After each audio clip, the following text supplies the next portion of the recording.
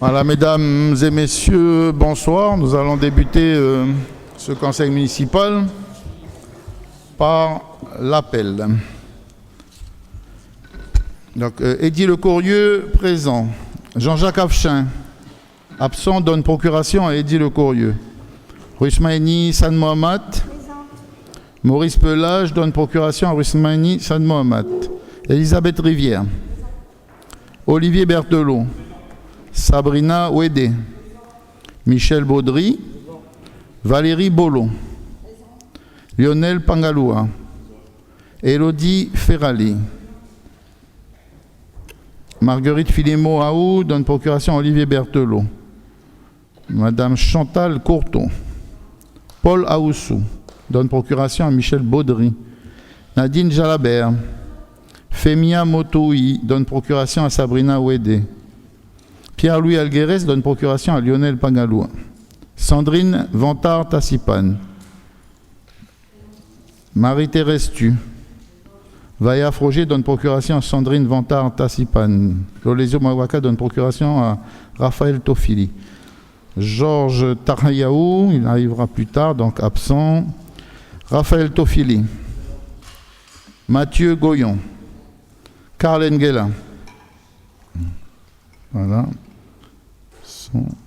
Catherine Griveauboc donne procuration à Mathieu Goyon. Yvi Poya. Laure Moreau. Nina Julier. Michael Lelon. Frédéric Parent. Jean-Iréné Boineau.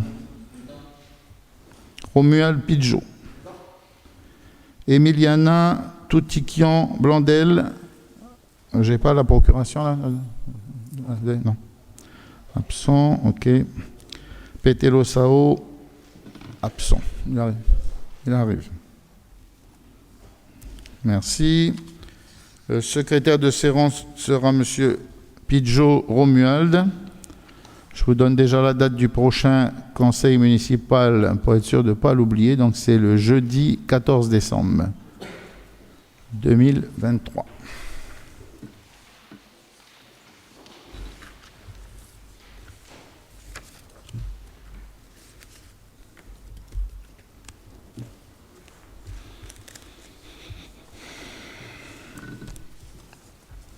Donc avant de commencer notre séance, je vais demander à notre nouveau directeur des finances et de l'informatique, M. Dorian Boewami, de se présenter. Dorian, s'il vous plaît.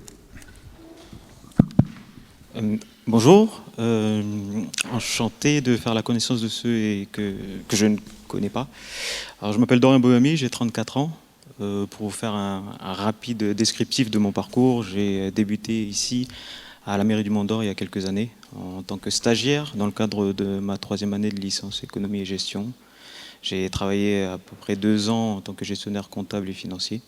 J'ai poursuivi ensuite mes études et obtenu un master en audit et contrôle interne à Montpellier, où j'ai pu également travailler en tant qu'auditeur interne à la mairie de Nîmes.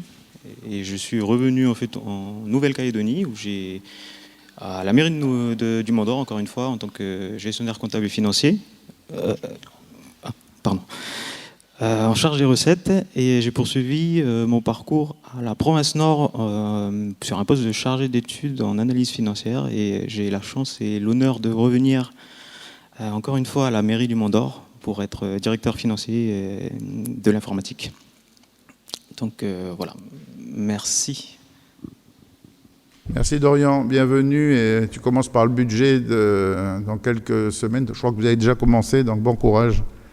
Il faut juste nous trouver des sous. Ah, merci. Le nerf de la guerre. Donc le premier point concerne l'approbation du procès-verbal du conseil municipal du 21 septembre 2023. Si des observations? Pas d'observations. Donc, ce procès-verbal est approuvé.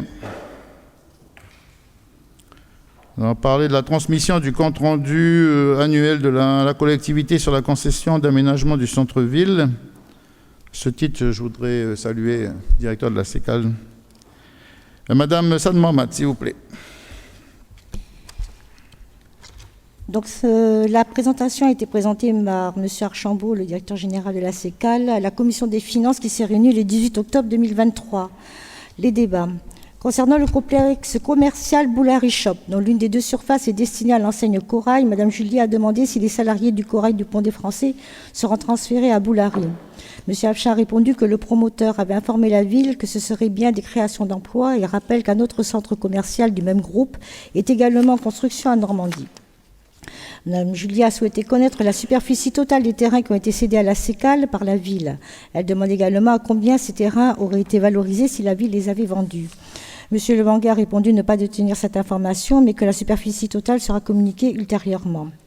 Considérant que 380 logements seront créés, Mme Julie a souhaité savoir si la voirie est dimensionnée pour la circulation ou si des aménagements sont prévus au carrefour de la mairie, comme le rond-point du Corail du Pont des Français. M. Martinez a répondu qu'il n'est pas prévu d'autres aménagements que les feux tricolores existants. Mme Julie a demandé si la circulation sera tout de même fluide car la durée des feux est courte.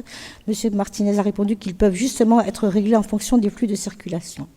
M. Archambault a ajouté que sur la base des études de flux réalisées, il n'existe pas de problématique liée à la circulation. Au sujet du chemin de littoral, Mme Julie a indiqué qu'il avait été annoncé lors d'un conseil municipal qu'il serait réalisé en 2026. Les études ayant été faites cette année, elle a demandé si le planning a été revu pour réaliser cet aménagement avant. M. Afcha a répondu que ce sujet sera notamment abordé lors de la prochaine réunion avec la CECAL et que les élus seront bien entendu informés. M. Archambault a ajouté que si des possibilités de financement apparaissent avant, la programmation pourra être revue. Mme Julie a souhaité connaître le montant de la participation de la ville depuis le début de la concession. M. Archambault a répondu qu'à ce jour, il est de 526 millions de francs. À terme, il s'élèvera à 745 millions de francs. Mme Julie a demandé confirmation que la ville aura versé 745 millions de francs, en plus des terrains qu'elle aura cédés à la CECAL pour un projet de 3 milliards, dont 1,2 milliard d'équipements publics. M. Archambault a répondu par l'affirmative. Le projet de délibération a reçu un avis favorable de la commission à l'unanimité des membres présents. Merci. Y a-t-il des interventions? Pas d'intervention. Je vous lis la délibération. Dans son article 1er, il est acté que le compte-rendu annuel à la collectivité de la Société d'équipement de la Nouvelle-Calédonie, CECAL, sur la concession d'aménagement du centre-ville du Mont-d'Or, si annexé, a été transmis aux membres du conseil municipal. L'article 2, c'est l'article usuel de recours. Article 3, l'article d'exécution. Je mets la délibération au vote. Qui est contre? Qui est contre?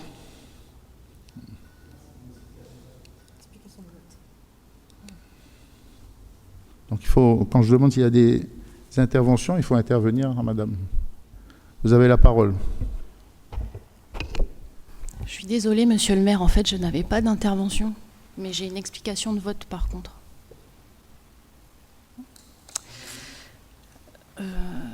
Nous avons parcouru le rapport et nous avions demandé à avoir l'estimation de la surface des terrains cédés par la ville. Et finalement, dans le rapport, il y a un chiffre qui est communiqué de 1,260 milliard. C'est le montant des terrains qui ont été vendus jusqu'à présent par la CECAL. Et puis, il y a un autre chiffre de 480 millions, c'est la valorisation des 2 terrains qui restent à vendre. Donc, la mairie, enfin en tout cas les terrains de la commune, vont rapporter l'équivalent d'1,7 milliard. À ces 1,7 milliard, il faut rajouter les 745 millions de subventions que la commune a données à la CECAL. Donc, au total, la mairie aura investi 2,5 milliards dans ce projet, alors que finalement, les investissements publics au profit de la commune ne sont que de 1,1 milliard. Donc, c'est en fait 1,5 milliard qui ont disparu du montage financier. Donc, c'est quelque chose qu'on a déjà évoqué avec vous. Nous, on souhaitait voir un port Plaisance, puisque c'est ce qui avait été annoncé au Mont-d'Orien. Finalement, on n'a pas port Plaisance, et puis en plus, on a perdu quasiment 1,5 milliard dans cette opération. Donc, pour cette raison, nous nous abstiendrons sur le rapport de la CECAL. Je vous remercie. Y a-t-il d'autres interventions Non, pas d'autres interventions. Je mets la délibération au vote. Qui est contre? Qui s'abstient? Avis favorable du Conseil. Madame San Mohamed, le point numéro 2, Concernant des décisions modificatives numéro 3 du budget principal et la décision modificative numéro 1 du budget annexe assainissement 2023. Alors, au budget principal, les recettes de fonctionnement et les dépenses de fonctionnement augmentent de 10 183 293 francs. Donc, le détail des ajustements est expliqué par Monsieur le directeur lors de la commission. Et en recettes d'investissement et en dépenses d'investissement, donc une diminution de 28 778 611 francs pour le budget principal. Donc, une fois ces nouveaux mouvements intégrés, le budget principal s'établit à la somme de 5 312 645 045 francs, avec en section de fonctionnement plus 10 183 293 francs et en section de fonctionnement moins 28 778 611 francs. Sur le budget annexe assainissement, en dépenses d'investissement, donc on rajoute 1 million de francs.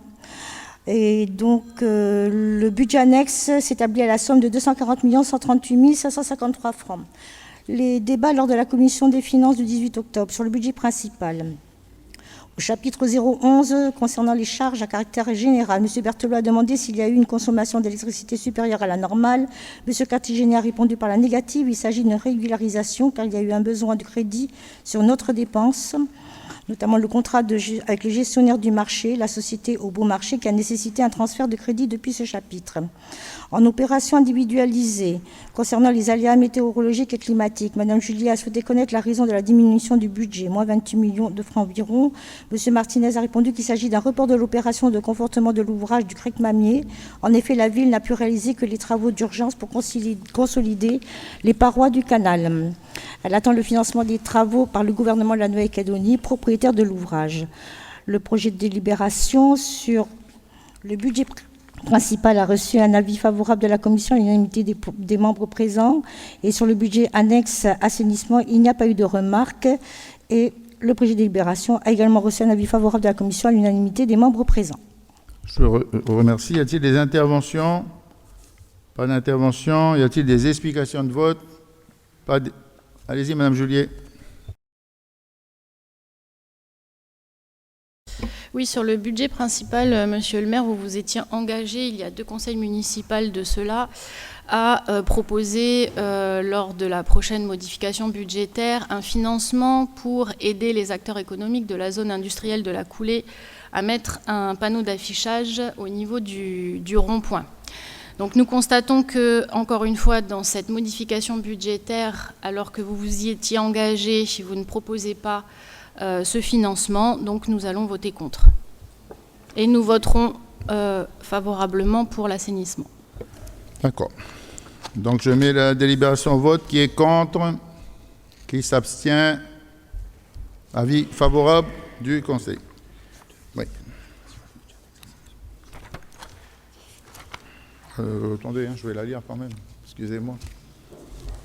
Ça va tellement vite aujourd'hui que je suis tellement content que... Donc, dans son article 1er, les crédits budgétaires détaillés en annexe et votés par chapitre sont inscrits au budget principal 2023.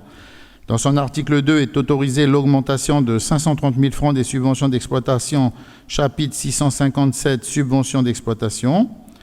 L'article 3 est autorisé la transformation des postes listés ci-dessous, un poste d'adjoint au chef de service de catégorie B relevant de la filière administrative, en poste d'adjoint au chef de service de catégorie A au service d'affaires générales, un poste de chef de service de catégorie B relevant de la filière administrative, en poste de chef de service de catégorie A au service administratif de la direction des services techniques et de proximité, un poste d'adjoint socio-éducatif de catégorie C relevant de la filière culture, jeunesse et sport, en poste de moniteur socio-éducatif de catégorie B au service jeunesse et sport de la direction des services d'animation et de prévention, un poste d'adjoint au chef de service de catégorie C relevant de la filière administrative, en poste d'adjoint au chef de service de catégorie B à la direction administrative. Et enfin, un poste de gestionnaire des ressources humaines de catégorie C relevant de la filière administrative en poste de gestionnaire des ressources humaines de catégorie B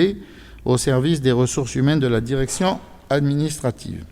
Article 4, article de recours, article 5, article d'exécution. Je mets donc cette délibération au vote. Qui est contre? Voilà. Qui s'abstient? Avis favorable du Conseil. Je voulais la deuxième délibération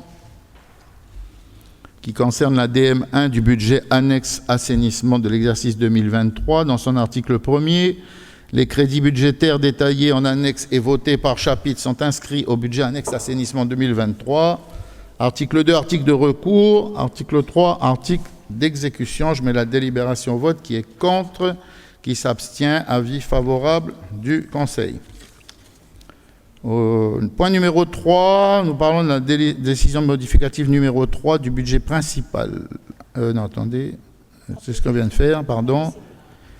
Les autorisations de programme et d'engagement du budget annexe ordures ménagères et DM3 du budget principal, la décision modificative numéro 1 du budget annexe assainissement. S'il vous plaît, madame.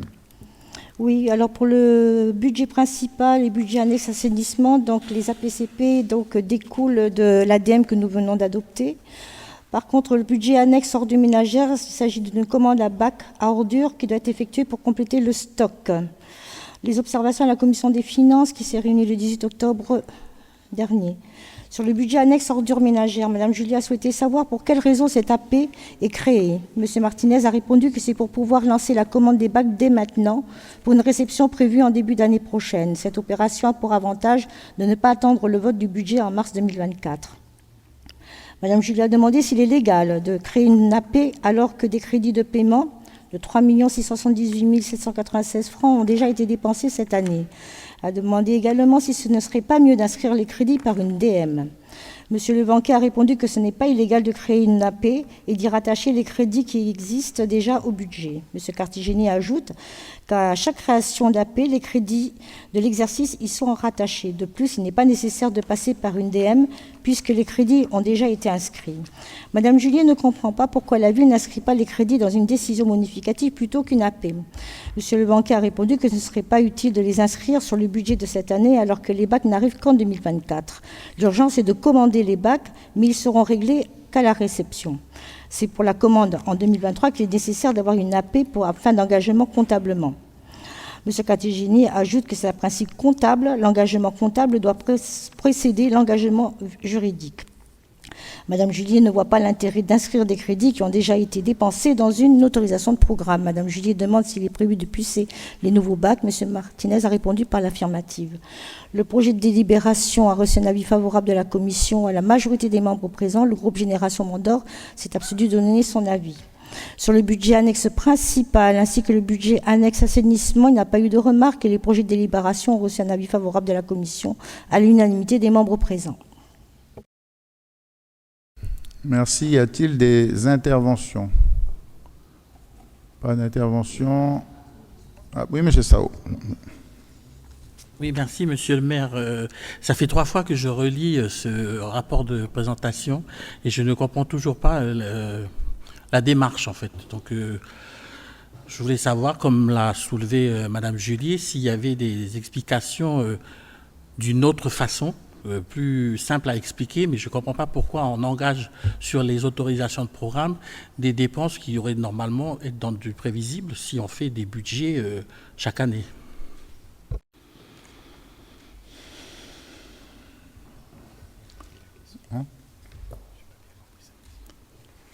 Monsieur le secrétaire général adjoint. En 2023, nous n'aurons rien à payer sur la commande de bacs à ordures ménagères que nous allons faire. Donc, il nous faut cependant faire cette commande.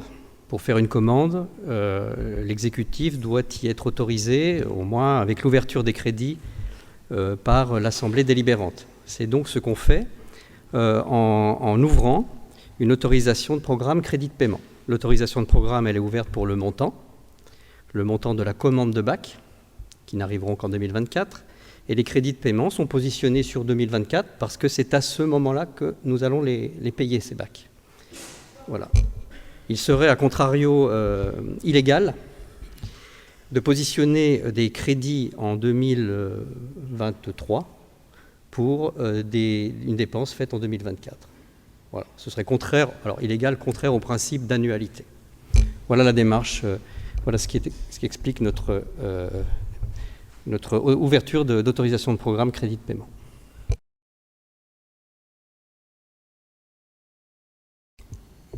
C'est bon pour vous, monsieur Sao? D'accord. Je vais vous lire la délib et après je demanderai les explications de vote. S'il n'y a pas d'autres interventions. Approuvant les autorisations de programme de la décision modificative numéro 3 du budget principal de l'exercice 2023. Dans l'article 1er, sont approuvées les modifications des autorisations de programme listées ci-dessous, dont les fiches individuelles sont annexées à la présente délibération. Vous retrouvez le projet socioculturel de Saint-Louis, les équipements tous services, aménagement conseil de quartier, revêtement routier, l'aménagement bâtiments communaux, matériel de transport et les aléas météorologiques et climatiques. Article 2, article de recours, article 3, article d'exécution. Y a-t-il des explications de vote? Pas d'explication de vote. Je mets la délibération au vote. Qui est contre? Qui s'abstient? S'abstient, M. Sao. Avis favorable du Conseil. Je vous lis la deuxième délibération approuvant les autorisations de programme de la décision modificative numéro 1 du budget annexe d'assainissement de l'exercice 2023. Donc, dans l'article 1er, ces autorisations de programme sont approuvées. Elles sont listées ci-dessous avec les fiches individuelles annexées. Donc, vous avez l'assainissement divers secteurs, assainissement rue Miki-Miki. Article 2, article de recours. Article 3, article d'exécution. Y a-t-il des explications de vote? Pas d'explications de vote. Je mets la délibération au vote. Qui est contre? Qui s'abstient? Avis favorable du Conseil. Et la troisième délibération qui approuve les autorisations de programme du budget annexe ordures ménagères, cette fois-ci, toujours pour l'exercice 2023, est approuvée à l'article 1 la création de l'autorisation de programme ci-dessous dans la fiche individuelle est annexée à la présente délibération, concerne l'optimisation de la gestion des déchets, l'article 2, article de recours, article 3, article d'exécution. Je mets la délibération au vote. Qui est contre, qui s'abstient. Avis favorable du Conseil. Madame Hassan Mohamed, le point numéro 5 concerne l'approbation des rapports écrits relatifs aux sociétés d'économie mixte. Donc, comme chaque année, donc, le rapport nous est soumis. Et donc, la présentation a été faite par Monsieur le directeur Boyoami sur les faits marquants des 4 SEM. Et lors de cette commission, sur les observations, il n'y a pas eu d'observation particulière. Donc pour la SEM Environnement, il prévient de préciser que Mme Judier, qui est représentante de la ville au sein de l'UCA, s'est retirée et n'a pas pris part à l'avis de la commission.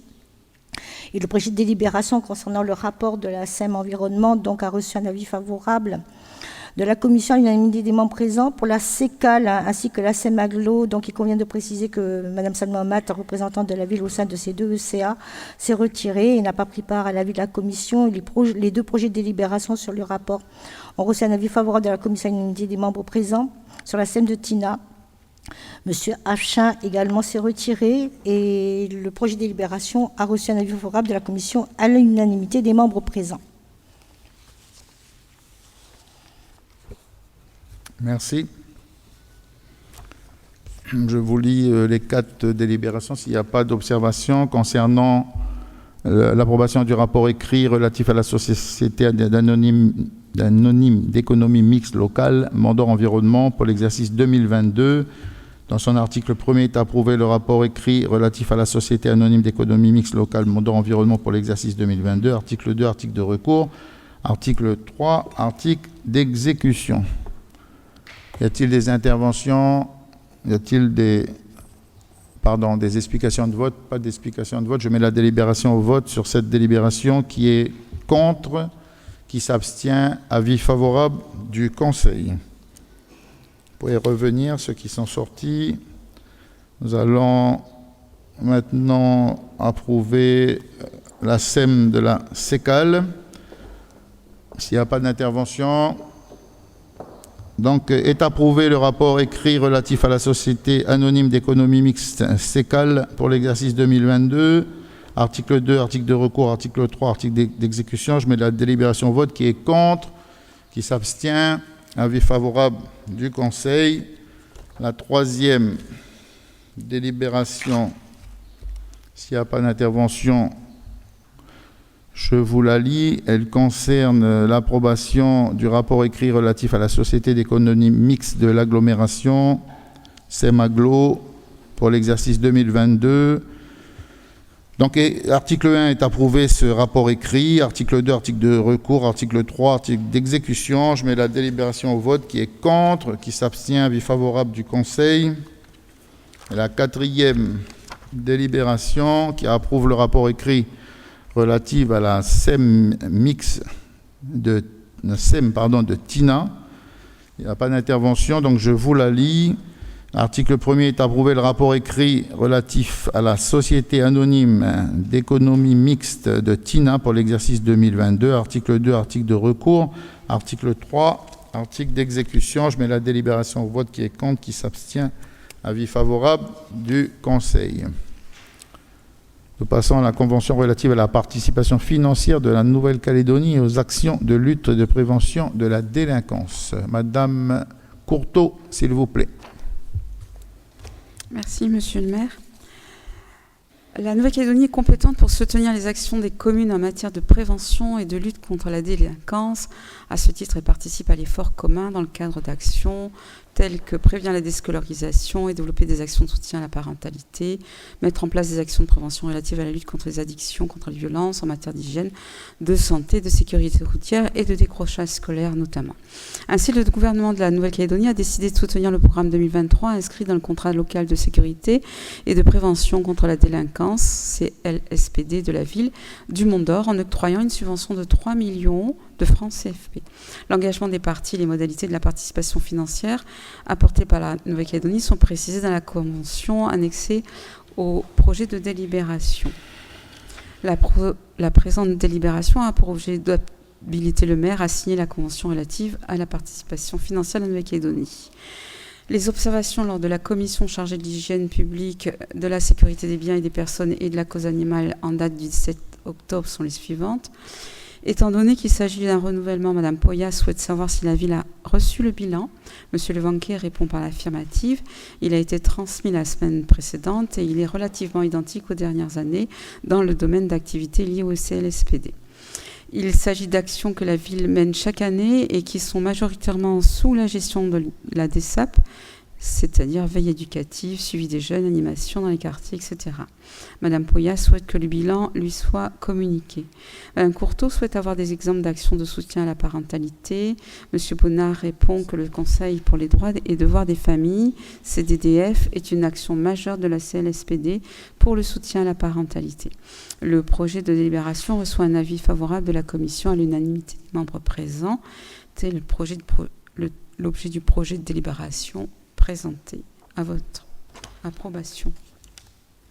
Si des interventions, pas d'intervention, je vous lis la délibération.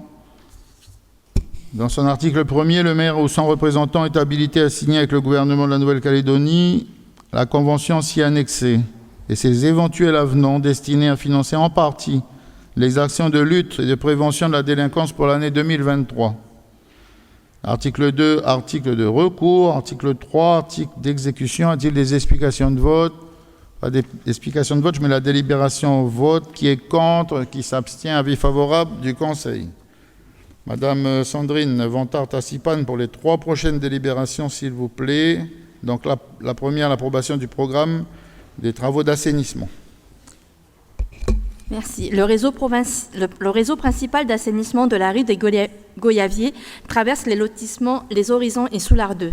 À celui-ci sont connectés les tronçons de réseau d'assainissement amont dans celui de la rue des Letchis. La densification urbaine du secteur génère des débits collectés qui nécessitent un redimensionnement du réseau pour permettre un meilleur fonctionnement hydraulique et améliorer les conditions d'entretien en certains endroits. L'estimation financière, le coût de l'opération est estimé à 28 620 000. Les travaux sont financés par l'État dans le cadre du soutien à l'investissement 2023 à hauteur de 70%. Le calendrier prévoit de lancer l'appel d'offres en septembre 2023 avec une fin des travaux en avril 2024. Le projet de délibération prévoit ainsi d'approuver le programme de l'opération et d'habiliter le maire à signer les marchés, les avenants éventuels avec les entreprises qui seront proposés par la commission d'appel d'offres. Les observations émises lors de la commission Madame Julier souhaite savoir si les travaux ont débuté. Monsieur Martinez répond par la négative. En revanche, la servitude d'assainissement reliant le lotissement Chérubini au lotissement Soulard est en travaux. Madame Julier indique que les administrés ont connu beaucoup d'inondations.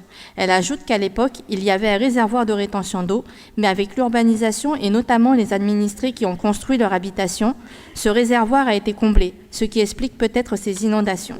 M. Martinez explique que le bassin d'orage existe toujours. La ville avait souhaité l'agrandir pour mieux réguler le débit des réseaux, mais elle est contrainte par le foncier privé qui l'entoure. Madame Julier demande s'il est possible d'agir sur le foncier privé par le biais d'une réglementation pour l'intérêt public. M. Martinez répond qu'il ne sait pas si cela est possible et qu'il est délicat de toucher au foncier du particulier. Le projet de délibération reçoit un avis favorable de la Commission à l'unanimité des membres présents. Merci. Y a-t-il des interventions sur cette délib? Pas d'intervention. Je vous lis la délibération. Portant approbation du programme des travaux d'assainissement de la rue des Letchi à Yahweh. Dans son article 1er, le programme des travaux d'assainissement de la rue des Letchi s'y annexé est approuvé. Article 2, le maire ou son représentant habilité à signer les marchés et avenants éventuels avec les entreprises qui seront proposées par la commission d'appel d'offres, ainsi que tous les actes ou conventions liées à cette opération. Article 3, les dépenses seront imputées au budget d'assainissement sur le chapitre d'investissement 1900, assainissement divers secteurs 2024, dans la limite des crédits inscrits. Article 4, article de recours. Article 5, article d'exécution. Y a-t-il des interventions? Y a-t-il des explications de vote? Donc je mets la délibération au vote. Qui est contre? Qui s'abstient? Avis favorable du Conseil. Allez-y, Madame Tassipane. Merci. La ville du Mont-d'Or souhaite réaliser des travaux de revêtement en raison d'une dégradation du réseau routier due au passage intensif des véhicules. Il est donc prévu pour l'année 2023 de lancer un appel d'offres pour réaliser ces travaux répartis en silos géographiques. L'autorisation de programme AP 4118, revêtement routier, ouvre des crédits de paiement à hauteur de 38,6 millions. Le projet de délibération prévoit ainsi d'approuver le programme de l'opération et d'habiliter le maire à signer les marchés, les avenants éventuels avec les entreprises qui seront proposées par la commission d'appel d'offres. Les observations émises lors de cette commission, Madame Courteau souhaite savoir comment font les entreprises lorsque les travaux sont à cheval sur plusieurs années. Monsieur Boutry répond que les services s'organisent pour présenter une programmation correspondant au montant des crédits disponibles par exercice budgétaire. Monsieur Martinez répond qu'il s'agit également d'une autorisation de programme votée au conseil municipal avec des crédits de paiement répartis sur plusieurs années. Elle permet de lancer les travaux et d'en payer les parties réalisées par année. Les travaux ont été décomposés en lots afin d'avoir des offres émanant de plusieurs entreprises pour réaliser les travaux rapidement. Les offres ont déjà été dépouillées en CAO et les marchés ont déjà été montés. Il indique que les services n'attendent plus que le vote en conseil municipal afin de les notifier aux entreprises. Madame Julier souhaite savoir si le lieu des travaux a été choisi en fonction des voies sur lesquelles la ville a dû indemniser des usagers. Monsieur Boutry répond par la négative. Les lieux ont été choisis selon les secteurs urbanisés sur lesquels les services interviennent le plus souvent pour des réparations. Le projet de délibération reçoit un avis favorable de la Commission à l'unanimité des membres présents. Merci. Y a-t-il des interventions? Oui, Monsieur Sao. Oui, excusez-moi, monsieur le maire, en fait, je voulais intervenir sur le projet qu'on vient juste de voter précédemment. Il me semble que c'est la conclusion des travaux qui avaient déjà été engagés sur la zone de Yahweh les années précédentes. Je voulais juste savoir, ça sera une note qui pourra être envoyée, pas besoin de répondre aujourd'hui. Mais ici, le financement, il est précisé dans le rapport de présentation que les travaux ont été financés par l'État dans le cadre du soutien à l'investissement 2023. Donc c'est pour faire une comparaison sur les autres tranches précédentes. Est-ce qu'il y avait eu aussi un soutien de l'État dans le financement de ces assainissements? Oui. Voilà. Et pour le projet qui nous concerne aujourd'hui, enfin, sur lequel on est en ce moment, je vais revenir un peu sur ce qu'on a déjà validé, notamment sur les ordures ménagères avec les poubelles de tout à l'heure. Là, on a une explication claire sur les APCP et les AP qui met encore un peu le doute par rapport aux explications qu'on a eues tout à l'heure. Donc, il faudra vraiment que je revoie le fonctionnement des AP et puis des APCP. Merci.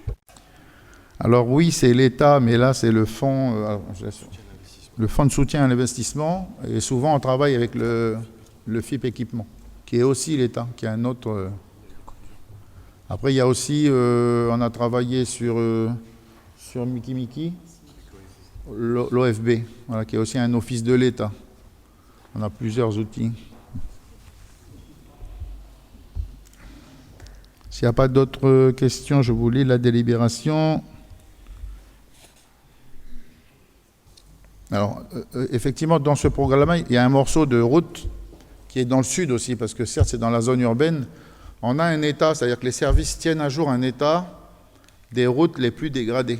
Voilà. C'est un état exhaustif de toutes nos routes, et c'est régulièrement mis à jour en fonction des dégradations climatiques, en fonction éventuellement parfois de camions qui passent par là. Et donc on essaye d'avoir de l'avance. En ce moment sur les routes, vous savez combien c'est difficile, hein. Vous l'avez vu certainement chez vous ou à proximité de chez vous. Très très compliqué cette année, l'année dernière, à tenir un réseau routier en parfait état. Néanmoins, on s'accorde avec les services techniques pour qu'il y ait toujours une enveloppe. Alors il y en a dans le fonctionnement et il y en a dans l'investissement pour qu'on puisse refaire ces routes. Et là, on a un morceau important aussi, certaines purges qui doivent être réalisées sur la route du Sud à côté de l'usine. Vous entendez certainement hein, sur les interventions des radios le matin, les gens nous parlent toujours de ces routes qui sont aujourd'hui pas dans l'état qu'ils souhaiteraient avoir, sauf que il pleut tous les mois. Alors soit dès lors que vous réparez la route, elle se détruit aussitôt, soit vous n'avez pas le temps parce qu'il pleut tout le temps. Enfin voilà, cette année, pour nous, c'est quand même assez compliqué. Malgré qu'on ait mis les précédentes années beaucoup d'argent, on a encore des morceaux de réseau routier. Alors à cela s'ajoute le fait qu'aujourd'hui, il y a beaucoup de gens qui roulent avec leurs poids lourds, voilà, qui vont dans les quartiers avec des poids lourds, qui vont sur leur lieu de travail avec le poids lourd, qui reviennent charger avec leur camion pour être le lendemain pour pouvoir décharger plus rapidement. Enfin, il va falloir qu'on mène une politique. Je vous rappelle juste que la police municipale, l'unité motorisée, a commencé à travailler avec la DI3T sur justement les tonnages non autorisés. J'ai demandé à la DI3T qu'ils aient une nomenclature un peu plus claire sur les tonnages, parce que je crois qu'on ne s'entend pas trop sur cette définition-là, et ce qui fait avoir des amendes assez conséquentes pour les utilisateurs de camions. En tous les cas, c'est un vrai problème. Il va falloir vraiment, l'année 2024, qu'on ait une stratégie un peu plus offensive pour pouvoir empêcher ces poids lourds de casser les morceaux de route qu'on a. Voilà, en tous les cas, on va s'y activer, bien évidemment, en corrélation avec les services de la Nouvelle-Calédonie et les rouleurs, le syndicat des rouleurs, parce que là aussi, on a comment on ne s'entend pas forcément sur, je vous disais tout à l'heure, sur la nomenclature. Donc je vous lis la délibération dans son article 1er. Le programme de l'opération SIANEX est approuvé. Article 2, le maire ou son représentant est habilité à signer le marché, les avenants éventuels et tous actes ou conventions avec les entreprises qui seront proposés par la commission d'appel d'offres pour les travaux de revêtement routier 2023 sur la commune du Mont-d'Or. Article 3, les dépenses correspondantes seront imputées sur l'opération d'investissement numéro 600, revêtement routier, dans la limite des crédits inscrits. Article 4, article de recours. Article 5, article d'exécution. Je mets la délibération au vote. Qui est contre? Qui s'abstient? Avis favorable du Conseil.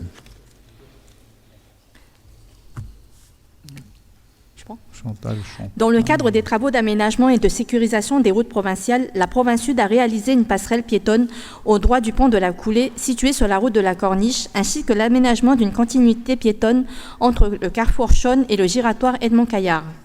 Au terme des travaux et après réception technique des équipements, il est convenu que la Province Sud cède à la ville du Mont-d'Or qui en assurera l'entretien, la propriété et la gestion de la passerelle piétonne, la gestion du cheminement piéton réalisé entre la rue Hannequin et le giratoire Edmond-Caillard. Le projet de délibération prévoit ainsi d'habiliter le maire ou son représentant à signer la convention et ses avenants éventuels portant sur la cession de la passerelle piétonne et le transfert en gestion du cheminement piéton décrit supra. Lors de la commission, M. Parent a souhaité savoir si la province Sud a financé la totalité des travaux. M. Martinez répond par l'affirmative pour la passerelle piétonne et les cheminements. M. Levanquet ajoute que la contribution de la ville a consisté en la mise à disposition des 3 appuis existants de la structure métallique AEP, ce qui a permis de limiter le coût de la passerelle piétonne. Le projet de délibération reçoit un avis favorable de la commission à l'unanimité des membres présents. Y a-t-il des interventions? Pas d'intervention, je vais vous lire la délibération. Oui, M. Sao, pardon. Oui, merci Monsieur le maire. Est-ce que c'était prévu depuis longue date cette rétrocession de voirie, étant donné que les travaux qui ont été réalisés, ils sont assez conséquents sur la passerelle? Bon, c'est un aménagement qui est forcément qui renforce la sécurité routière sur cette portion de route, mais est-ce que c'était prévu depuis longue date? Parce que finalement, ça ressemble un peu à un cadeau empoisonné, étant donné qu'on fait c'est une autre collectivité qui décide de certains travaux à la place de la collectivité utilisatrice au quotidien de cet outil. Je ne manquerai pas de le rappeler aussi à la collectivité qui a organisé ces travaux. Puis de toute façon, j'ai 2 autres chefs de groupe dans la même assemblée qui sont aussi membres de ce conseil municipal. Donc on pourra demander des explications sur cette rétrocession et puis sur cet engagement de la collectivité, parce qu'on nous rappelle souvent les compétences de chacun et qu'il ne faut pas décider à la place de l'autre. Donc là, ici, il y aura des frais qui vont être engagés pour la mairie parce que l'équipement il a été choisi par une autre collectivité. Donc ça, c'est un premier point. Ensuite, sur le deuxième point, sur la garantie de tout désordre, à partir de quand elle va commencer? Est-ce que c'est à l'adoption de cette délibération ou est-ce que ça a été à la réception des travaux par les services instructeurs?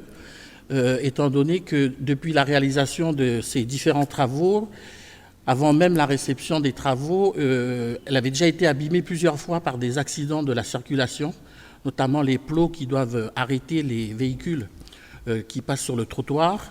Là, le week-end dernier ou le week-end juste avant, le passage piéton au niveau du rond-point, il a déjà été arraché.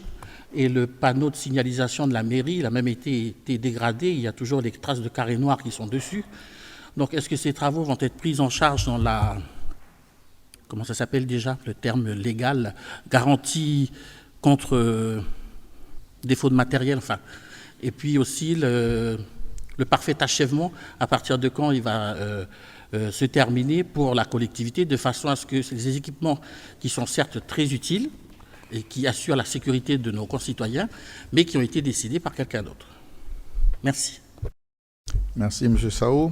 Alors oui, d'abord les travaux, c'était à notre demande. On avait demandé depuis de longue date la sécurisation de ce passage piéton.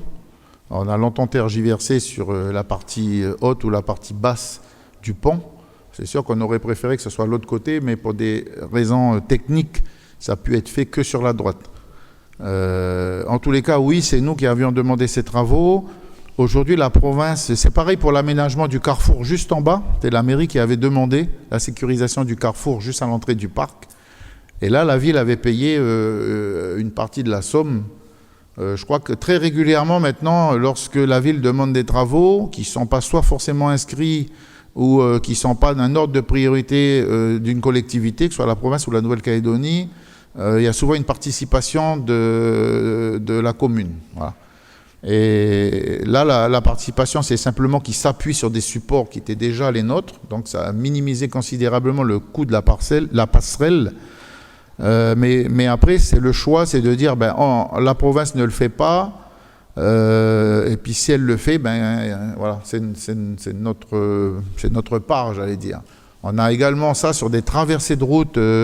Vous avez des endroits où c'est encore des buses, pas loin de chez le lotissement Gauthier d'ailleurs, où vous avez sous la route des buses alors qu'on a demandé un cadre un peu plus important. Lorsqu'on le fera, ils rétrocéderont l'ouvrage. Voilà, c'est devenu un peu, j'allais dire, monnaie courante.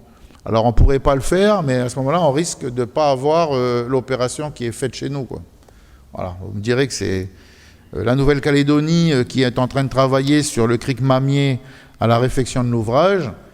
Donc il n'y a pas de problème pour refaire les travaux, mais ils souhaitent nous rétrocéder l'ouvrage. Sauf que là, on est dans un ouvrage qui est beaucoup plus conséquent, donc la ville n'acceptera pas.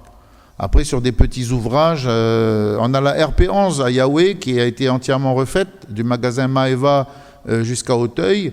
Les conditions, c'était que la province refait les travaux et elle rend la route à la ville. Donc là, on l'a récupéré. J'allais dire, c'est un peu au coup par coup en fonction du coût de l'entretien. Voilà. Mais vous avez raison, c'est un choix. Soit on y va avec la collectivité qui fait le travail, soit on n'y va pas, puis à ce moment-là, ben, on n'a rien qui avance, quoi. Voilà, c'est peut-être un peu... je prends un raccourci pour le dire, mais c'est un peu comme ça. Donc, contraint, malgré tout, ben, écoutez, nous, on veut avoir ce genre d'ouvrage structurant, et voilà, on est un petit peu obligé d'y aller, mais au moins c'est fait, quoi. Voilà. Et la deuxième partie de votre question, pardon? Oui, alors là, si c'est un accident, si on arrive à avoir, parce qu'il y a eu des constats, donc c'est les assurances qui paieront, hein, bien sûr. Et puis après, à partir du moment où on aura récupéré, on aura signé la convention, ça sera évidemment à la charge de la ville, sauf les garanties, la garantie, je ne sais pas. Ça sera à l'issue de la garantie de parfait. Voilà, à l'issue de la garantie de parfait achèvement de travaux. Donc, dès qu'on aura signé la convention, à l'issue de cette garantie, on aura la rétrocession de l'ouvrage. Y a-t-il d'autres interventions? Pas d'autres interventions. Je vous lis la délibération qui habilite le maire à signer une convention donc avec la province sud qui est relative à la cession de la passerelle piétonne, donc au pont de la Coulée et au transfert de gestion du cheminement piéton entre le carrefour Chaune et le giratoire Edmond-Caillard, route de la Coulée RP1. Donc, je suis habilité dans l'article 1er à signer cette convention. Dans l'article 2, les dépenses correspondantes seront imputées sur le chapitre 61 523 entretien de voies et réseaux divers de la section de fonctionnement dans la limite des crédits inscrits. Article 3, article de recours. Article 4, article d'exécution. Je mets la délibération au vote. Qui est contre, qui s'abstient. Avis favorable du Conseil. Nous parlons maintenant de l'acquisition par la ville du Mont-d'Or du lot 815 de la section mission à Boulari. Madame Sanouamat. Par délibération du 6 juin 2019, le conseil municipal avait autorisé l'acquisition à titre gratuit par la ville du Mont-d'Or de ce lot sur lequel sont implantés 2 des 4 réservoirs d'eau de Saint-Michel qui ont été mis en service en 1973 et en 1996 afin d'alimenter en eau les quartiers de Pont-des-Français, La Conception, Robinson, Boulari et Saint-Michel. Depuis 2019, de nombreux échanges ont eu lieu entre les services municipaux, M. Paul Néraud, propriétaire de ce foncier, et l'office notarial en charge du dossier correspondant afin de voir aboutir ce projet de cession gracieuse au profit de la commune. La situation familiale de M. Néraud a cependant évolué depuis cette date et ce dernier a récemment manifesté son souhait d'obtenir finalement une contrepartie financière destinée à soutenir l'installation de ses enfants sur la commune. Afin de régulariser la situation actuelle et conforter le cadre juridique dans lequel les interventions d'entretien des réservoirs d'eau de Saint-Michel ont lieu, la ville a décidé de répondre favorablement à la requête de M. Néraud et de se porter acquéreur de la parcelle concernée pour un montant de 2 912 000 francs CFP. La délimitation foncière ayant été réactualisée par arrêté municipal du 10 octobre 2022, il a ainsi demandé donc au conseil municipal d'abroger la délibération de 2019 avant d'autoriser à nouveau cette acquisition dorénavant à titre onéreux en habilitant M. le maire ou son représentant à signer tous actes et conventions qui sont liés. Lors de la commission des finances qui s'est réunie le 18 octobre 2023, Mme Julie a demandé si le terrain est situé en zone constructible dans le PUD. M. Watiligon a répondu qu'il est situé en zone naturelle protégée. M. Néraud n'aurait pas pu faire autre chose que de construire des équipements d'intérêt général. Mme Julie a demandé si le terrain de football fait partie de la parcelle. M. Watiligon a répondu par la négative, il est situé sur un terrain communal. Mme Julie a indiqué qu'une habitation est située dans l'impasse de la rue des Trocas et que le propriétaire doit emprunter un accès situé sur cette parcelle appartenant à M. Néraud, pour pouvoir accéder à sa maison. Elle demande si cet habitant pourra toujours utiliser cet accès. M. Watiligon a répondu qu'il faut suggérer à cet administré de se rapprocher de M. Néraud, propriétaire du foncier, pour faire une régularisation. Le projet de délibération a reçu un avis favorable de la commission à l'unanimité des membres présents. Je vous remercie. Y a-t-il des interventions? Oui, Madame Julier. Oui, nous aimerions savoir pourquoi dans ce cas-là, la délibération n'est pas anonyme.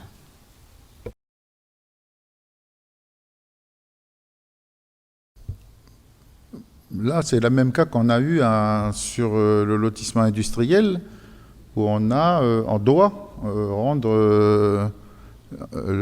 doit rendre lisible le vendeur.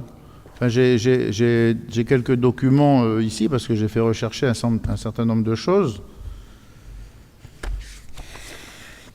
Ce que je peux vous dire, c'est que sur l'anonymisation des données dans les délibérations municipales, donc une question écrite d'une sénatrice au ministère de l'Intérieur, il y a ici l'extrait cité dans la réponse du CRPA et les échanges avec notre délégué à la protection des données. Donc il en ressort que la ville est fondée à anonymiser les délibérations concernant les protocoles transactionnels, a eu raison de ne pas anonymiser la délibération concernant l'attribution d'un véhicule de fonction au directeur de cabinet car elle entre dans l'exception prévue par les articles qui sont liés, a eu raison de ne pas anonymiser la délibération concernant la vente d'un lot de la zone industrielle de la Coulée car elle entre dans des exceptions prévues par ces... Alors je peux vous remettre les documents et puis comme ça vous lirez. Mais donc on a été fondé dans les délibérations passées. Donc on continuera comme ça. Monsieur le secrétaire général adjoint, vous voulez préciser quelque chose?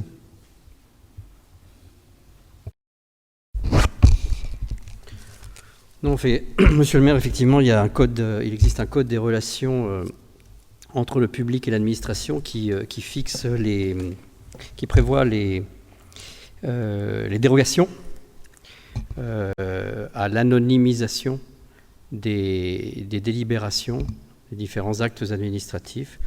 Donc effectivement, on est particulièrement vigilant à anonymiser chaque fois que c'est nécessaire et uniquement quand c'est prévu par ce code. Voilà.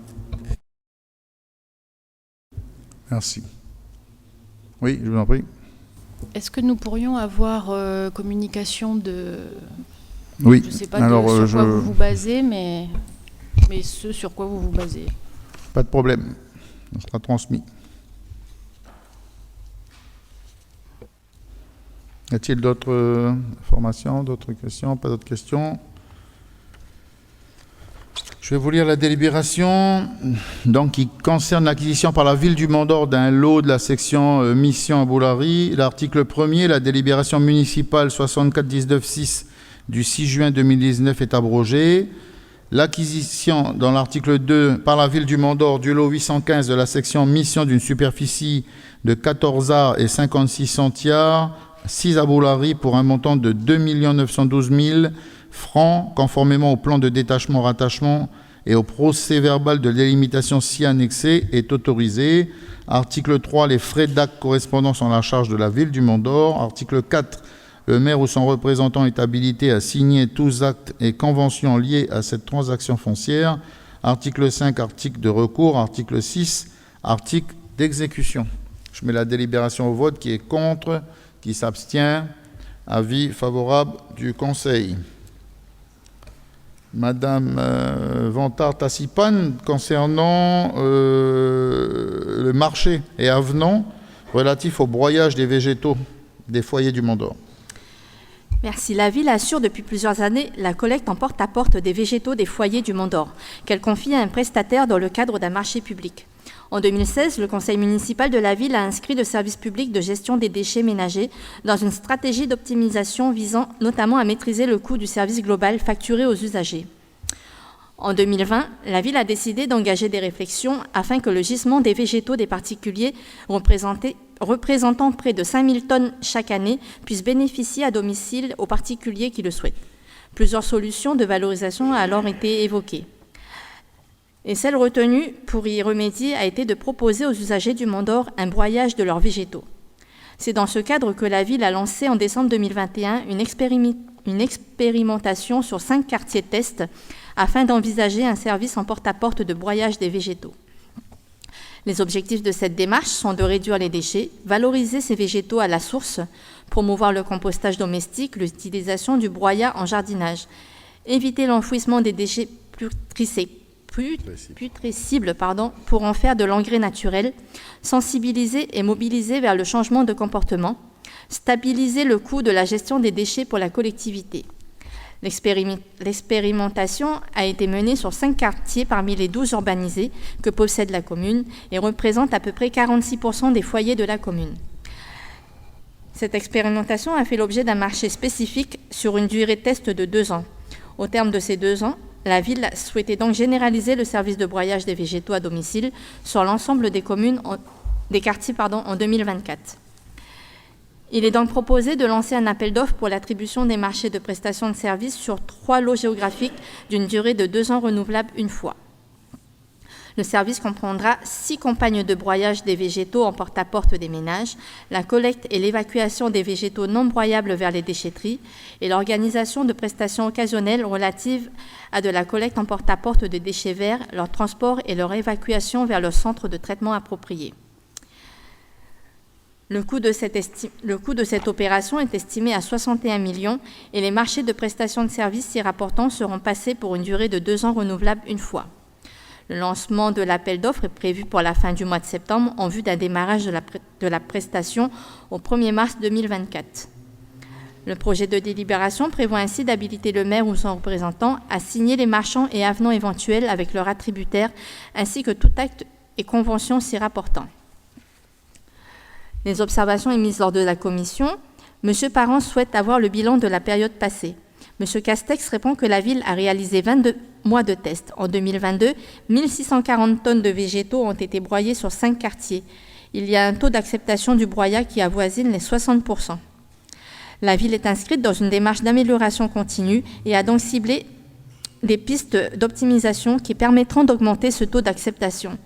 Par exemple, il est prévu le déploiement d'une campagne de sensibilisation par le biais d'ambassadeurs verts, afin d'accompagner les usagers quant à l'utilisation du broyat.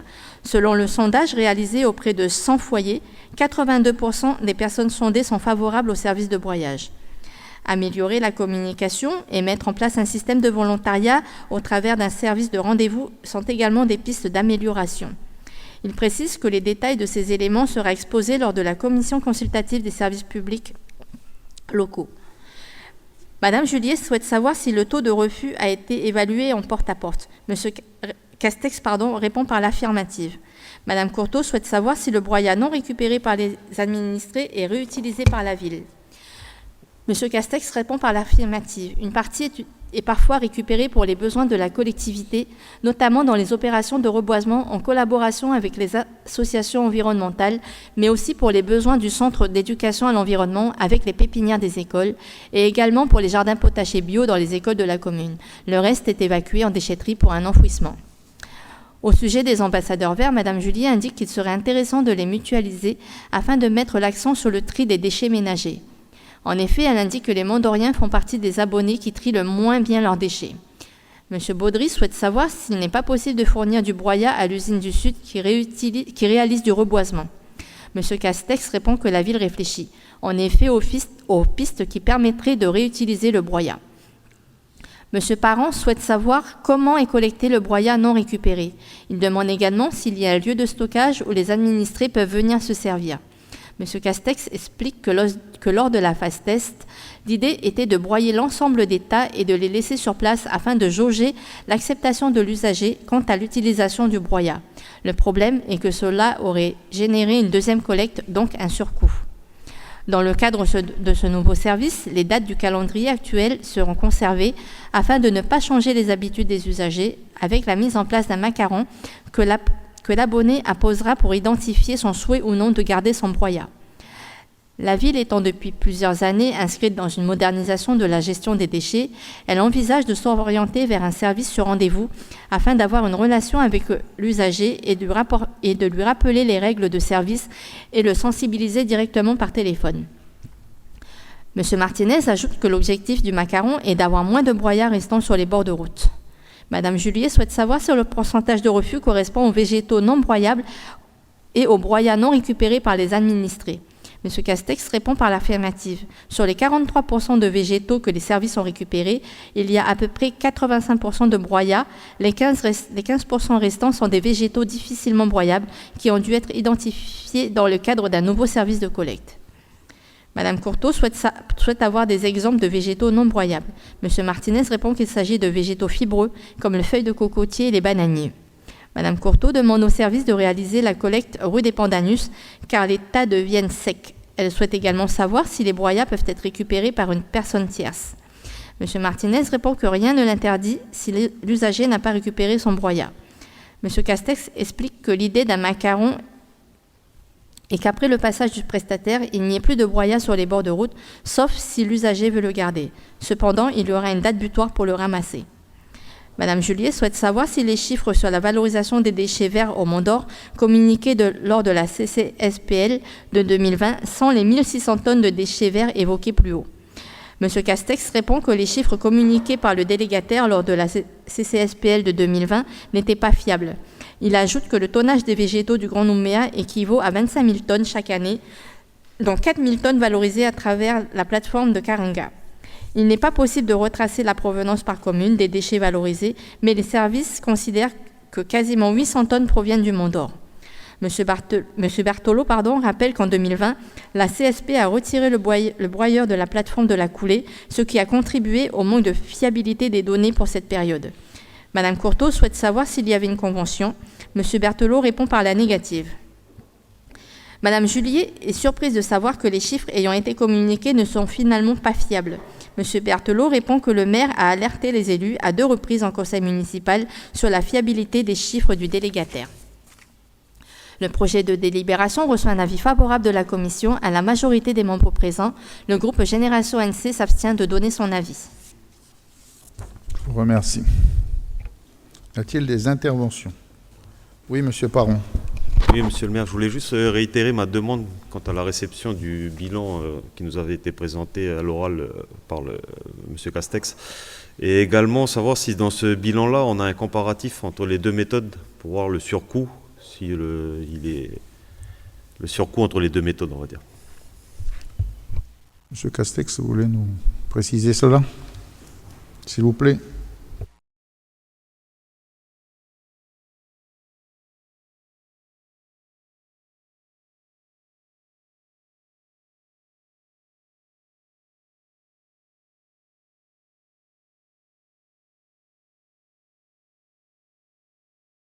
Non, ça ne marche pas.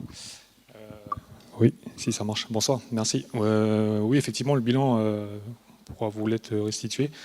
C'est justement les résultats qui vous ont été présentés en commission consultative des services publics locaux. Donc sur ça, il n'y a pas forcément de problème. Sur la deuxième question, c'était le surcoût. Le comparaison entre... Le comparatif, je pense qu'il y a eu un comparatif qui a été fait entre le futur projet de broyat estimé à 61 millions là, et l'ancien système, pour voir en fait la différence de valorisation. Alors, aujourd'hui on est en phase d'expérimentation. On peut considérer qu'on est pour le coup sur un service mixte, puisqu'on a 5 quartiers aujourd'hui qui est traité via un système de broyage, et puis les autres quartiers qui sont sur une gestion ancienne par la collecte. Au regard des chiffres que l'on a pu en retirer, une comparaison a été faite, on a pu stabiliser les coûts. Sur la base du bilan qu'on a pu établir, on a pu identifier des pistes d'amélioration qui pourraient éventuellement dégager des économies potentielles dans le cadre de la généralisation du service. Difficile encore de vous donner des chiffres, on est en procédure d'appel d'offres actuellement. Les offres nous seront restituées le 7 novembre prochain.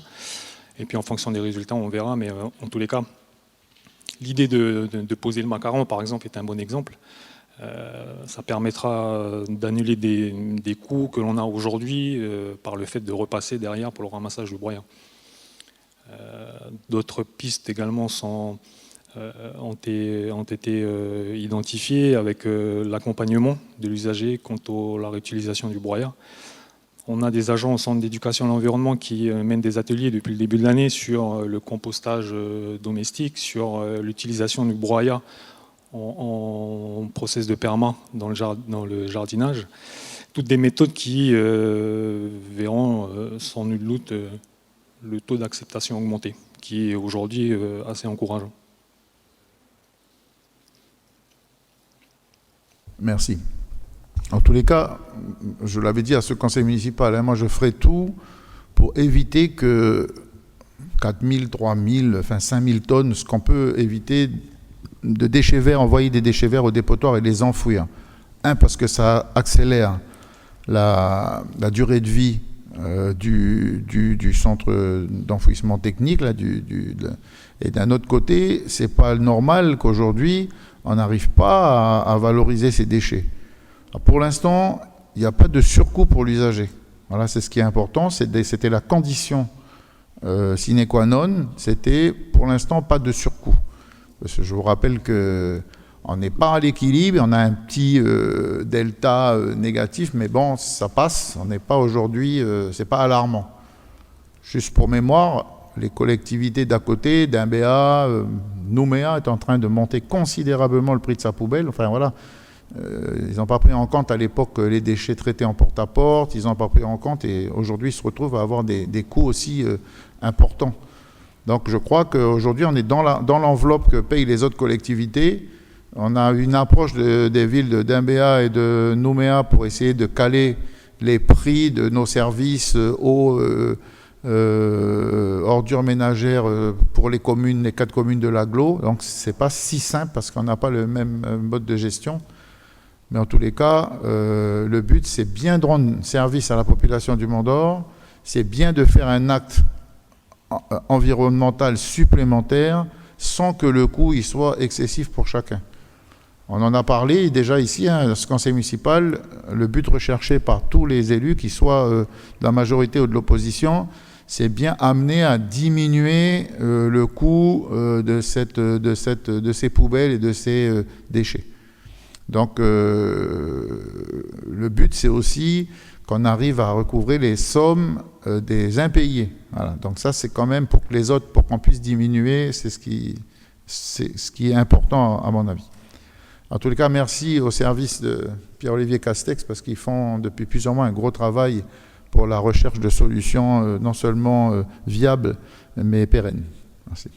Y a-t-il d'autres interventions? Oui, M. Sao. Oui, merci, Monsieur le maire. C'est vrai que c'est un sujet qui a passionné nos différents conseils municipaux depuis l'adoption de du broyat dans la commune. Moi, j'aurais plusieurs interrogations suite aux précisions qui nous ont été apportées cet après-midi et suite aussi au rapport de présentation de la commission qui s'est tenue la dernière fois, auquel je n'ai pas pu participer. Sur le bilan de l'action, je réitère aussi la question de mon collègue de Génération Mont-d'Or sur le bilan qui pourra nous être présenté, parce que ce qui est dit aujourd'hui est assez contradictoire dans le sens où dans le rapport de présentation, on a les 22 mois de recul de tests qui permettent à la ville et à la collectivité de nous proposer ce soir d'étendre l'action qui a été menée dans les 5 quartiers tests, mais en même temps, on ne peut pas nous dire, noir sur blanc, sur un rapport, quelles sont ces pistes de réflexion sur lesquelles on peut envisager de poursuivre l'opération. Donc on nous demande de vous faire confiance au vu des 22 mois de tests qui ont été réalisés sur les 5 quartiers, mais on ne nous présente pas le bilan qui est en cours de rédaction de ce que je crois comprendre ce soir. Lorsqu'on a adopté, ou pas, je ne me rappelle plus, cette proposition de broyat, on avait une étude dans laquelle on nous parlait du seuil de rentabilité de la procédure et notamment sur le taux d'acceptation. Est-ce qu'on pourrait nous rappeler quel était le taux qui avait été calculé à l'époque pour que cette opération atteigne le seuil de rentabilité par rapport au taux d'acceptation de broyat qui nous est présenté aujourd'hui?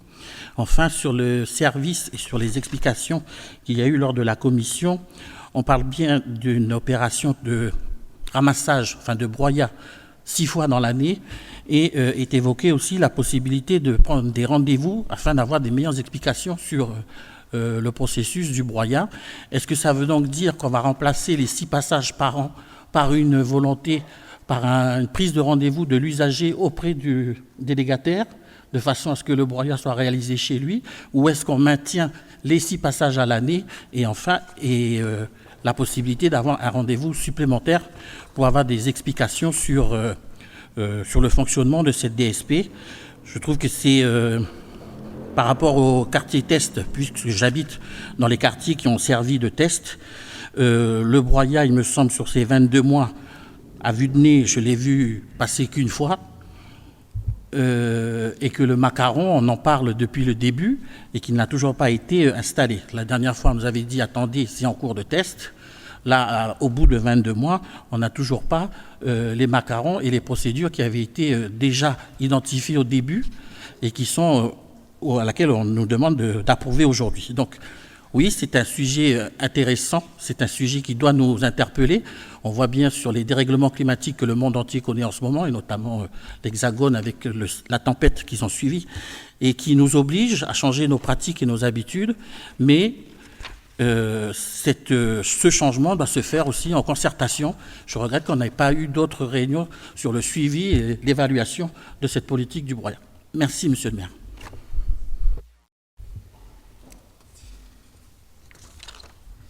Y a-t-il d'autres interventions? Donc je vous lis la délibération habilitant le maire à signer les marchés et avenants éventuels de broyage en porte-à-porte des végétaux des foyers du Mont d'Or. Dans l'article 1er, le maire ou son représentant est habilité à signer les marchés et avenants éventuels avec leurs attributaires, ainsi que tous actes et conventions s'y rapportant.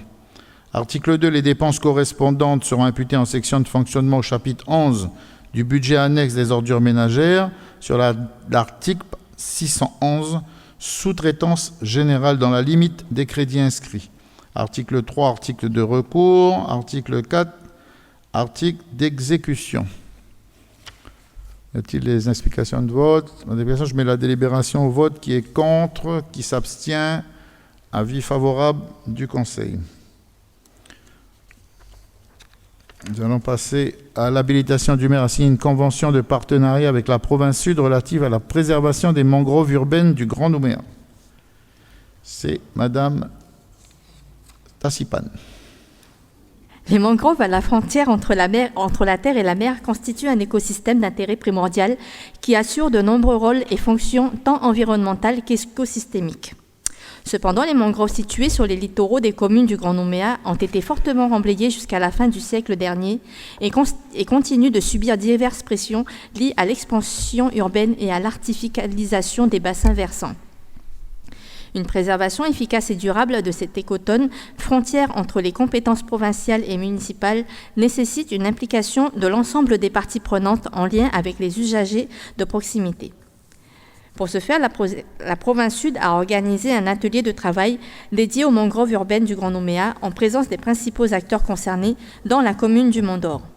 Cet atelier a permis d'échanger sur les problématiques partagées par les 4 communes du Grand Nouméa concernant leurs mangroves et de proposer 5 axes d'action. Partager les informations sur les rôles de la mangrove, sa gestion et les réglementations, sensibiliser les citoyens et les élus sur l'importance des mangroves, réaliser des diagnostics socio-environnementaux et développer des connaissances scientifiques pour une meilleure compréhension et un meilleur suivi de l'état des mangroves et de ses services écosystémiques. Réduire les pressions anthropiques impactant les mangroves in situ en amont et en aval. Anticiper les effets du changement climatique sur les mangroves. Le projet d'accord cadre entre la province sud, les 4 communes du Grand Nouméa et l'Université de la Nouvelle-Calédonie a pour objectif de valider son implication morale de chaque consignataire dans la préservation de cet écosystème, mutualiser les informations en lien avec les mangroves, disposer d'un comité scientifique afin d'échanger sur les projets et dossiers en cours relatifs aux mangroves en invitant les autres parties prenantes, y compris les associations environnementales. Mettre en avant un partenariat rassemblant les collectivités et un organisme de recherche sur lequel s'appuyer lors d'appels à financement de projets. Constituer le cadre pour des conventions FI à incidence financière, le cas échéant de co-construction de projets d'aménagement, travaux, opérations de sensibilisation impliquant au moins 2 signataires de l'accord cadre et d'autres parties prenantes. Il est créé un comité de suivi composé d'un représentant désigné par chaque partenaire chargé du suivi et de la coordination de la mise en œuvre du plan d'action mangrove dans le cadre des compétences, missions ou responsabilités de chacun d'eux. Ce comité de suivi, instance d'échange et de concertation, se réunira autant de fois que nécessaire, notamment pour le suivi et la mise à jour du plan d'action et des conventions particulières le cas échéant, et les projets de travaux en lien avec l'objet de la présente convention. Ainsi, le projet de délibération prévoit d'habiliter le maire ou son représentant à signer la convention cadre de partenariat avec la province sud relative à la préservation des mangroves urbaines du Grand Nouméa ainsi que ses éventuels avenants. Aucune observation n'est émise lors de la commission du 17 octobre. Merci. Y a-t-il des interventions? Pas d'intervention. Je vous lis la délibération. Le maire ou son représentant est habilité à signer avec la province sud une convention cadre de partenariat si annexée relative à la préservation des mangroves urbaines du Grand Nouméa, ainsi que tous actes et conventions particulières s'y rapportant. Article 2, article de recours, article 3, article d'exécution. Je mets la délibération au vote. Qui est contre? Qui s'abstient? Avis favorable du Conseil. Nous allons parler de l'habilitation du maire à verser une subvention en faveur de l'association Red Ground. Madame Tassipane. L'association Red Ground sollicite une demande de subvention de 150 000 francs qui servirait au bon fonctionnement de l'association. Aucune observation n'a été émise par la commission et elle a reçu un avis favorable pour 150 000 francs. Y a-t-il des interventions? Pas d'intervention. Je vous lis la délibération. Dans son article 1er, le maire est habilité à verser des subventions aux associations détaillées ci-dessous. Association Red Ground pour 150 000 francs. Article 2, le versement de ces subventions est imputable au chapitre 65, autres charges de gestion courante du budget 2023 de la ville du Mont-d'Or. Article 3, les associations attributaires devant fournir à la ville du Mont-d'Or avant le 1er avril 2024 un rapport moral et financier relatif à l'utilisation des subventions.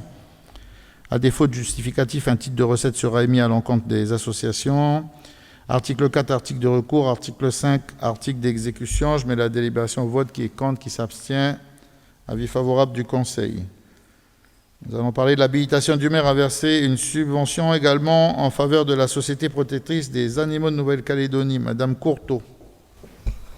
Merci, monsieur le maire.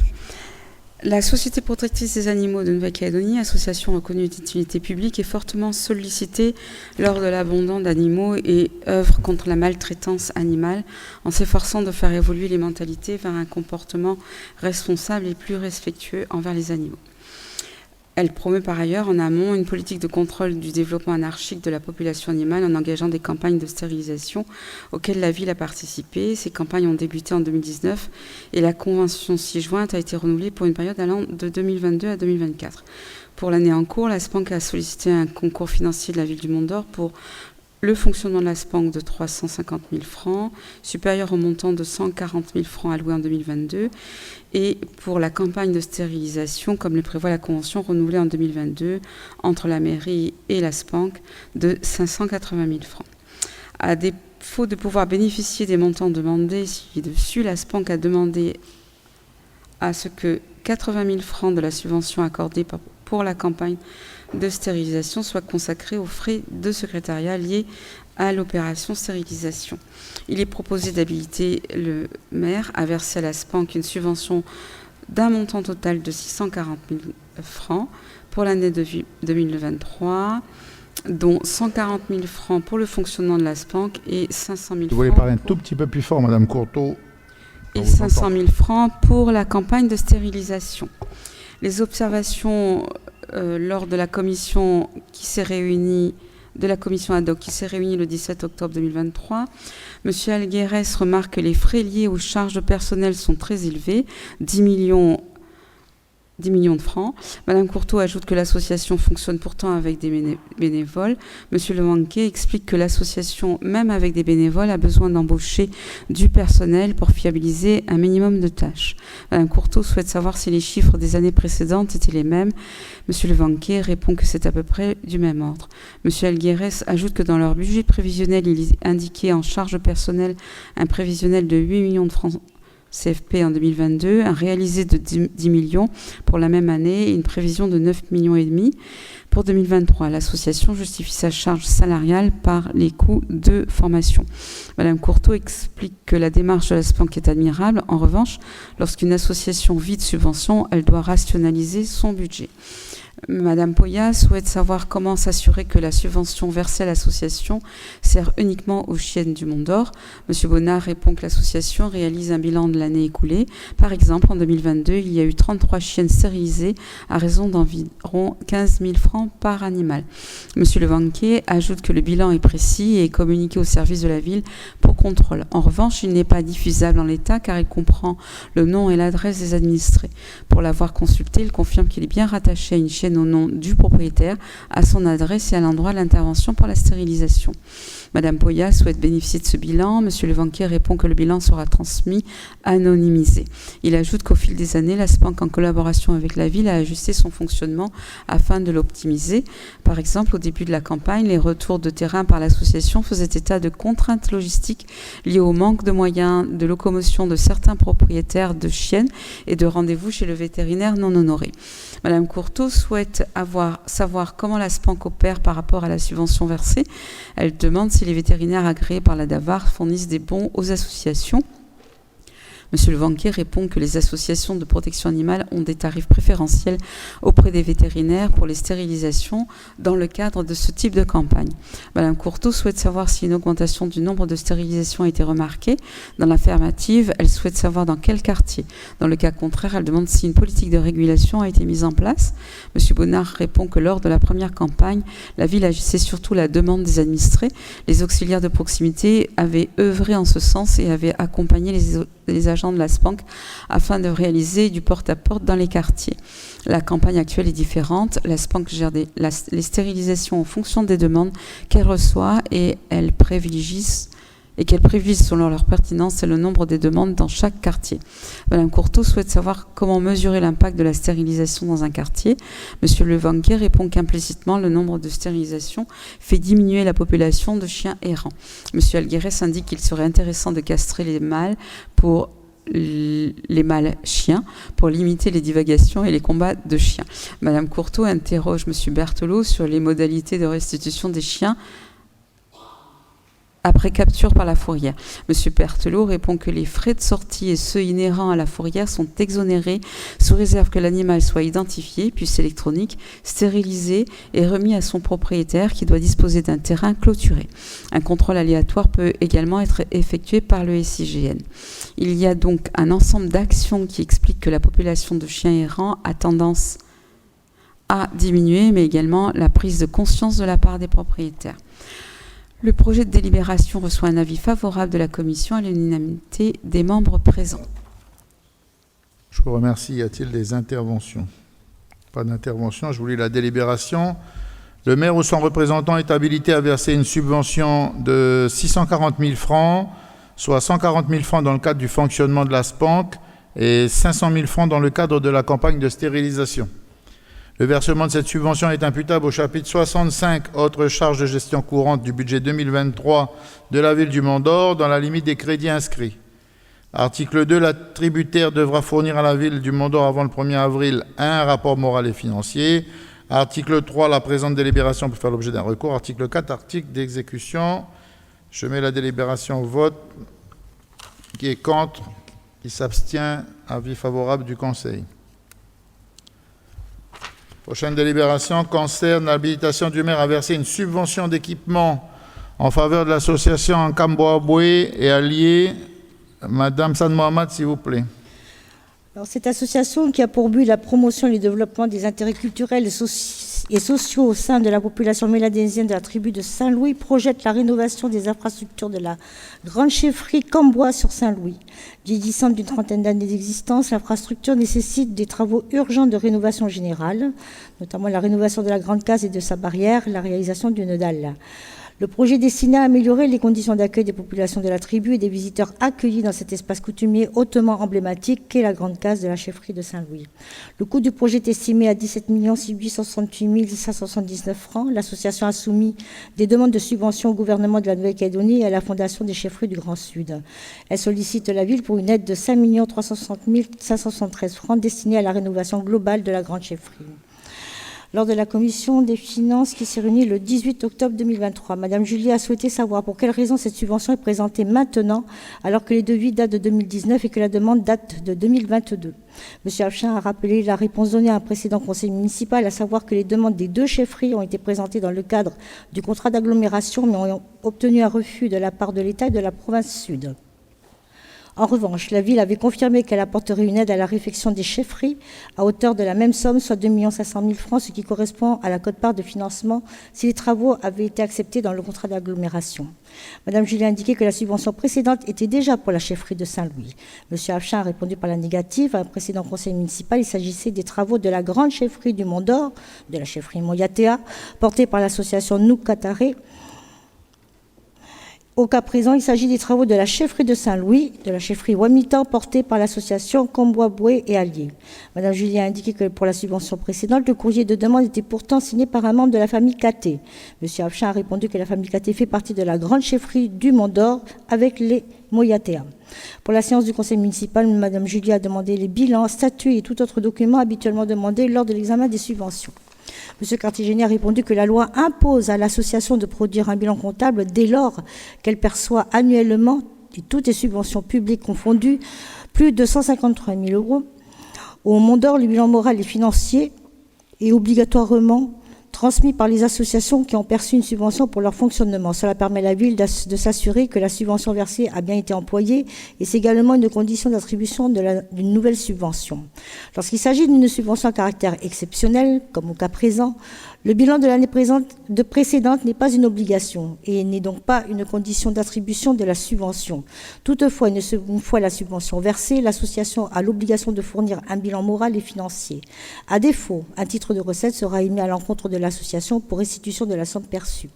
Au moment de l'examen de la demande de subvention, ce qui intéresse la ville, c'est de s'assurer que l'association a une existence réelle, qu'elle est régulièrement créée et qu'elle fonctionne. Il y a ainsi une différence entre les demandes de subvention de fonctionnement qui sont annuelles et celles qui sont exceptionnelles pour un projet en particulier. Le projet de délibération a reçu un avis favorable de la commission et la majorité des membres présents pour une subvention de 2 500 000 francs. Le groupe Génération Mont-d'Or s'est abstenu de donner son avis. Et le projet de délibération donc prévoit d'habiliter Monsieur le maire ou son représentant à verser cette subvention à l'association et à signer la convention correspondante.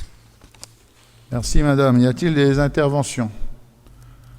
Pas d'intervention. Je vous lis la délibération.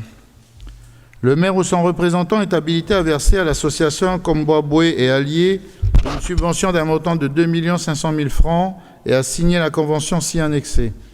Article 2. Le versement de cette subvention est imputable au chapitre 204, subvention d'équipement versée du budget 2023 de la ville du Mont-d'Or. L'article 3, c'est l'article qui concerne l'association, donc attributaire devra fournir avant le 1er avril 2024 un rapport moral et financier. Article 4, la présente délibération peut faire l'objet d'un recours devant le tribunal administratif. Et article 5, le maire est chargé d'exécutant la présente délibération. Avant de passer au vote, y a-t-il des explications de vote? Pas d'explication de vote. Je mets la délibération voix. Qui est contre, qui s'abstient. Avis favorable du Conseil. Alors, le 16e point, l'ordre du jour concerne l'habilitation du maire à signer 2 protocoles d'accord transactionnels tenant à l'indemnisation des dommages occasionnés sur des véhicules de Madame X et Y. Madame San Mohamed, s'il vous plaît. Madame X a subi des dégâts mécaniques sur la roue avant droite de son véhicule suite à un passage dans un nid de poule se trouvant sur la rue des Pandanus. L'intéressé a fourni des factures justificatives pour la réparation du train avant droit et le remplacement du pneu, dont le montant cumulé s'élève à la somme de 48 674 francs. Monsieur Y a subi des dommages mécaniques et de pneumatiques sur son véhicule suite au passage dans un nid de poule se trouvant sur la route de Prony. Le montant des réparations s'élève à plus de 135 000 francs. L'intéressé a sollicité son assurance pour la prise en charge intégrale des dégâts de son véhicule. Conformément au terme de sa police d'assurance, l'intéressé reste assujetti au paiement d'une franchise de 84 300 francs qu'il demande à la collectivité de prendre en charge. Après contrôle et vérification sur site par la DSTP, à titre transactionnel, forfaitaire et définitif, un protocole d'accord est établi pour chacun d'entre 4, ce protocole a pour objet de prévenir toute contestation à naître entre la commune du Mont-d'Or et la personne concernée tenant à l'engagement et de la responsabilité de la commune aux dommages subis par les intéressés. Donc la collectivité s'engagera à payer pour Madame X les frais de réparation correspondant au montant des dégâts subis sur son véhicule et le remplacement d'un pneu, et pour Monsieur Y le montant de la franchise de sa police d'assurance. En contrepartie, les intéressés renonceront à tout droit, action, prétention et recours en responsabilité à l'encontre de la commune. Il est ainsi proposé d'habiliter Monsieur le maire à signer les 2 protocoles d'accord qui sont annexés au projet de délibération. Lors de la commission des finances qui s'est réunie le 18 octobre, Monsieur Cartigeni met à disposition des membres de la commission les dossiers relatifs au protocole d'accord transactionnel et communique les noms des personnes concernées. Madame Julie indique que, comme par hasard, au moment où les documents sont anonymisés, une élue est concernée. Monsieur Cartigeni répond pas que l'anonymisation des documents n'a rien à voir avec le fait qu'une élue soit concernée. En effet, il rappelle qu'il s'agit de se conformer aux règles de RGPD et que c'est sur le conseil du délégué à la protection des données de la ville que l'administration a anonymisé les données à caractère personnel afin de protéger les droits des administrés et de ne pas porter atteinte à leur liberté. Même si une élue est concernée, l'administration traite toutes les demandes de remboursement de la même manière et en aucun cas les dossiers sont sélectionnés. Monsieur le banquier rappelle également que lors d'un précédent conseil municipal, celui du 24 août, les documents étaient déjà anonymisés. Madame Julier demande alors l'identité de ces personnes. Monsieur Cartigeni répond que cette information lui sera communiquée. Madame Julier indique que ce n'est pas normal et certainement pas légal de rembourser une élue. Il doit exister des assurances d'élus pour ce type de cas. Elle demande de vérifier la réglementation à ce sujet. Monsieur Cartigeni répond que les dégâts subis par l'élu n'étaient pas en rapport avec l'exercice de ses fonctions d'élu. Sa demande est donc traitée comme celle d'un usager de la route. Il ajoute que les services de la subdivision administrative sud disposera de toutes les informations pour contrôler la légalité de la délibération. La ville ne peut pas traiter cette demande différemment sous prétexte qu'il s'agit d'une élue. Madame Julie trouve quand même bizarre que l'anonymisation des documents intervienne au moment où une élue est concernée.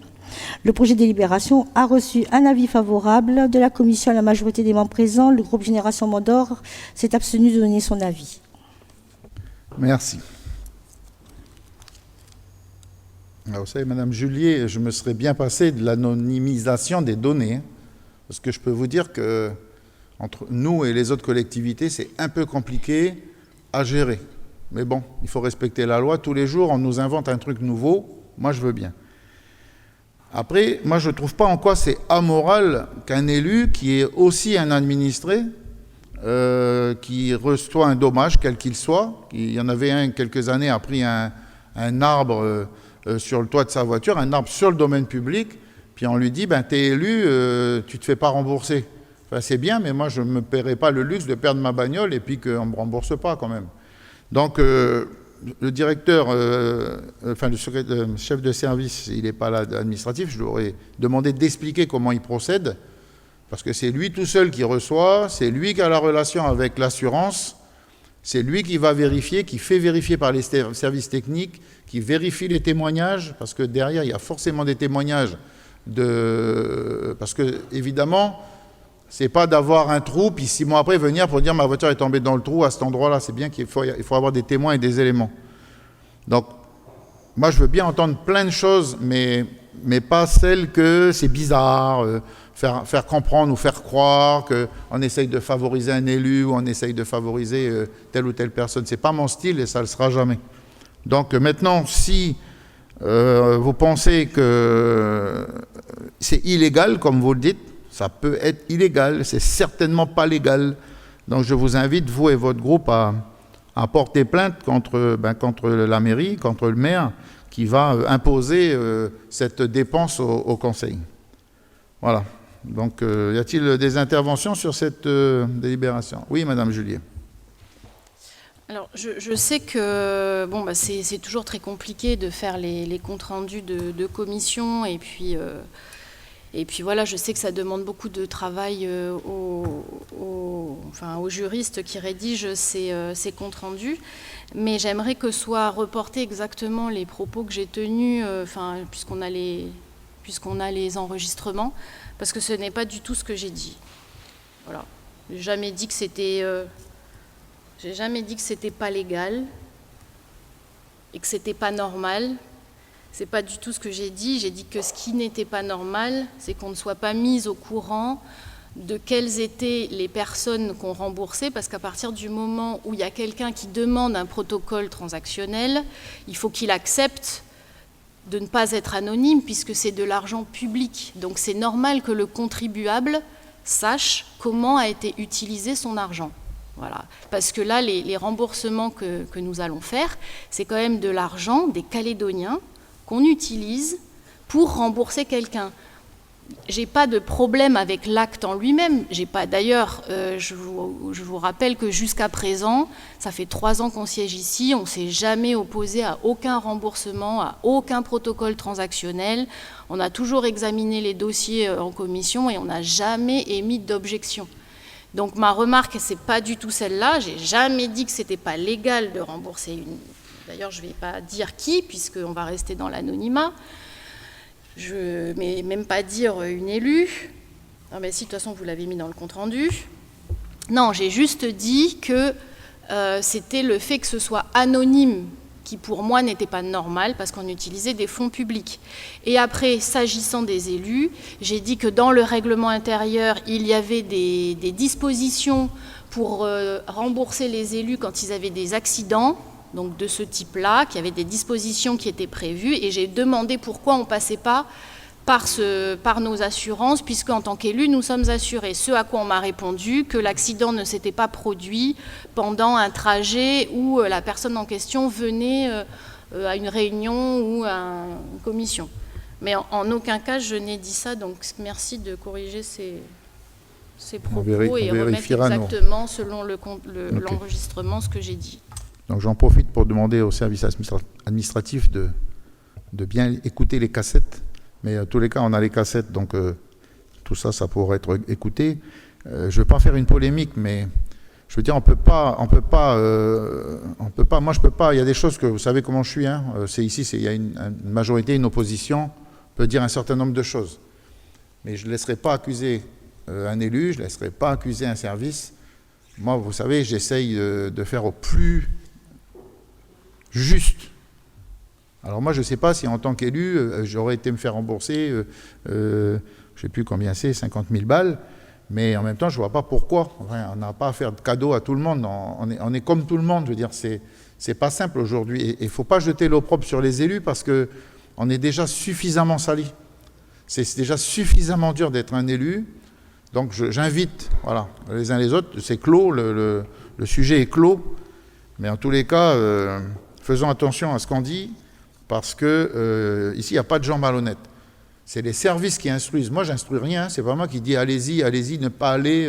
C'est M. Kemseng qui est chef du service administratif, c'est lui qui reçoit les courriers, c'est lui qui va voir les assurances, c'est lui qui vérifie avec les services techniques que les conditions sont bien réunies, pour que la ville soit...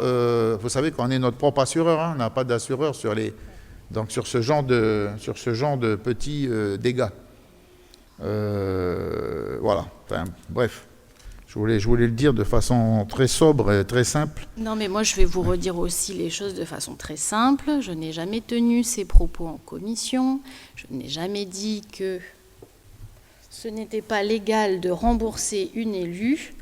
Je le rappelle, j'ai juste dit qu'on utilisait de l'argent public des Calédoniens pour rembourser ce type de protocole transactionnel et qu'on n'était pas d'accord avec le fait que ce ne soit pas transparent, parce que les gens ont le droit de savoir ce qu'on a fait avec leur argent. Ça n'a rien à voir avec le statut de la personne. Donc, merci de ne pas dire ce genre de choses ou de laisser supposer ce genre de choses. Je vous invite à réécouter les enregistrements. Monsieur Gartegeni, rajouter. Oui, je voulais intervenir sur la transparence des débats, sur les documents qui sont communiqués. Et donc oui, les commissaires, lors des commissions, ont accès à l'identité des personnes pour lesquelles on va verser. Ils ont accès à l'ensemble des documents. D'ailleurs, lors de la dernière commission des finances, vous avez reçu, vous les avez demandés, vous les avez eus. Donc, mais par contre, Et ça, c'est la loi qui nous l'impose. On ne peut pas aller plus loin. On ne peut pas communiquer des données personnelles publiquement, car les séances du conseil municipal sont publiques. Vous voyez, il y a un enregistrement, c'est diffusé sur Internet, bref, c'est public. Et de surcroît, dans ce cas de figure où on accorde soit une subvention, soit comme là, un protocole transactionnel à une personne, le sujet a été porté par une sénatrice donc au Sénat, c'est ce que disait Monsieur le maire tout à l'heure, et une réponse a été faite par le ministre de l'Intérieur et des Outre-mer pour confirmer que oui, on doit anonymiser les documents qui sont publiés, qui sont rendus publics. Voilà, donc comme le dit Monsieur le maire, on vous communiquera, à vous conseiller ces éléments, ça vous permettra d'avoir une totale connaissance de ce qu'on fait. À cela s'ajoute, je vous le disais tout à l'heure, le code des relations entre le public et l'administration qui prévoit les cas très précis, et donc il y a une dizaine de cas dans lesquels on peut, bien que ce soit des données personnelles, communiquer ces informations publiquement. Mais ce sont des cas très limités. Donc tout à l'heure, on en avait un, c'était l'information du public relatif en matière d'urbanisme. Voilà, c'était le cas que vous évoquiez tout à l'heure. C'est la huitième dérogation à l'article en question. Donc tout ça, c'est les éléments que vous aurez. Et vous verrez bien que c'est vraiment... Pour nous, c'est plus contraignant, c'est bien sûr plus évident, plus facile de tout livrer, mais non, c'est une gesticulation qu'il faut faire, et il faut se souvenir pourquoi on l'a fait. On fait tout ça, c'est pour le respect des libertés publiques. Donc c'est un des principes les plus forts du droit français. S'il n'y a pas d'autres... Oui, madame ? Nous avons eu le débat au dernier conseil municipal. Nous avons demandé à voir les bases juridiques sur lesquelles vous vous étiez basé pour anonymer. Nous n'avons eu aucun document de transmis. C'est bien, il y a une question d'une sénatrice, il y a peut-être des articles de loi, c'est très bien. Peut-être que si vous nous les aviez communiqués en amont, on aurait évité d'avoir encore le débat lors de la dernière commission et de l'avoir encore ce soir. Donc on est très content d'apprendre que vous avez fait vos recherches, que vous avez trouvé vos arguments juridiques et que vous allez nous les communiquer. Voilà. Il n'y a pas d'autres... Je vous lis la délibération. Donc, habilitant, le maire a signé 2 protocoles d'accord transactionnels tenant à l'indemnisation des dommages occasionnés sur des véhicules de Madame X et de Monsieur Y. Donc, ces protocoles, ils sont annexés pour prévenir toute contestation. Donc, le maire donc, est bien habilité à signer avec ces 2 personnes 2 protocoles d'accord transactionnels pour prévenir toute contestation à naître sur la responsabilité de la commune du Mont-d'Or pour des dommages occasionnés sur leurs véhicules. Article 2, article de recours. Article 3, article d'exécution. Je mets la délibération au vote. Qui est contre, qui s'abstient. Avis favorable du Conseil. Nous allons passer à l'habilitation du maire à signer un protocole d'accord transactionnel tenant à l'indemnisation des frais de traitement de l'opposition administrative à l'encontre de Monsieur Z. Voilà, il y en a beaucoup dans ce conseil. Madame Sanoamat. Monsieur Z a obtenu une autorisation de construire une habitation sur le Mont-d'Or. En 2020, il habitait alors à une adresse sur Nouméa. Entre la délivrance de l'autorisation de construire le dépôt de la déclaration d'achèvement des travaux en juillet 2022, Monsieur Z a emménagé dans la villa construite. Monsieur Z avait mentionné sur cette déclaration sa nouvelle adresse au Mont-d'Or. Suite à la réception de la déclaration, un titre de recette avait été émis en août 2022 pour le recouvrement de la TCA. Ce titre de recette avait été envoyé à son adresse de Nouméa et M. Z ne l'avait donc pas reçu. Un commandement de payer a ensuite été envoyé par la TPS en novembre 2022 à l'adresse de Nouméa que M. Z n'a pas reçu non plus. Enfin, en mars 2023, une opposition administrative a été mise en œuvre auprès de sa banque avec frais de traitement pour le recouvrement de la somme due. Si M. Z ne conteste pas être redevable du montant de la TCA, il demande le remboursement des frais de traitement de l'opposition administrative d'un montant de 18 094 francs. M. Z ayant justifié avoir communiqué sa nouvelle adresse à l'administration lors du dépôt de sa déclaration, il est proposé un protocole d'accord transactionnel pour que la collectivité rembourse à M. Z les frais de traitement de l'opposition administrative facturés par sa banque. En contrepartie, l'intéressé renoncera à tout droit, action, prétention et recours à responsabilité à l'encontre de la commune. Il a ainsi proposé au conseil municipal d'habiliter M. le maire à signer le protocole d'accord. Lors de la commission des finances, il n'y a pas eu de débat ni de remarques. Le projet de délibération a reçu un avis favorable de la commission à la majorité des membres présents. Le groupe Génération Mondor s'est abstenu de donner son avis. Merci. Y a-t-il des interventions? Pas d'intervention. Je vous lis la délibération qui habilite le maire à signer donc un protocole d'accord transactionnel tenant à l'indemnisation des frais de traitement de l'opposition administrative à l'encontre de M. Z, pour prévenir donc toute contestation annette sur la responsabilité sur la commune de Mondor. Donc le maire est donc bien habilité à signer cette convention. Article 2, article de recours, article 3, article d'exécution. Je mets la délibération au vote. Qui est contre, qui s'abstient. Avis favorable du Conseil. La dernière délibération concerne la composition des commissions municipales. Si vous le permettez, on le fera sans faire le vote à main levée, si ça vous convient. C'était simplement suite... donc le 22 janvier 2023, le conseil municipal a désigné M. Baudry en qualité de membre de la commission en remplacement de M. Guépi. Le 2 octobre, Michel Baudry a reçu délégation du maire dans le domaine de la sécurité, devenant ainsi adjoint référent de la commission. Il convient par conséquent de nommer Mme Catherine Griveau-Bock en remplacement de M. Baudry en qualité de membre de la commission. Par souci de clarté, il est proposé au Conseil d'adopter une délibération reprenant l'ensemble de toutes les modifications qui avaient été apportées sur la composition des commissions municipales depuis 2020 et d'abroger les délibs 43 2020, 73 2021, 6 2022 et 35 2023. Je vous lis juste les changements. Je vous lis d'ailleurs aussi, s'il n'y a pas d'intervention, je vous lis directement la délibération. Dans son article 1er, le conseil municipal, à l'unanimité de ses membres présents, décide de lever le vote à scrutin secret pour désigner les membres des commissions municipales dont le maire est président de droit. Article 2, il est créé au sein du conseil municipal les commissions permanentes composées de la manière suivante. Donc la commission chargée de l'environnement, de la jeunesse et de la prévention et de l'insertion. Donc, il proposait Olivier Berthelot. La commission chargée de l'hygiène publique, de la sécurité des biens et des personnes, de la cause animale. Peut-être je vais faire par commission. Donc, ça vous convient, M. Berthelot? Pas d'opposition. La commission chargée de l'hygiène publique, de la sécurité des biens et des personnes et de la cause animale. Donc, Mme Catherine Griveau-Bock. Pas d'opposition. Adopté. Commission chargée de l'action sociale, des violences intrafamiliales, des seniors, du handicap et du logement sans changement. La commission chargée de la condition féminine, donc rajouter Mme Catherine Griveau-Bock, pas d'opposition. La commission chargée de la culture, Mme Catherine Griveau-Bock, pas d'opposition. Commission chargée des sports sans changement.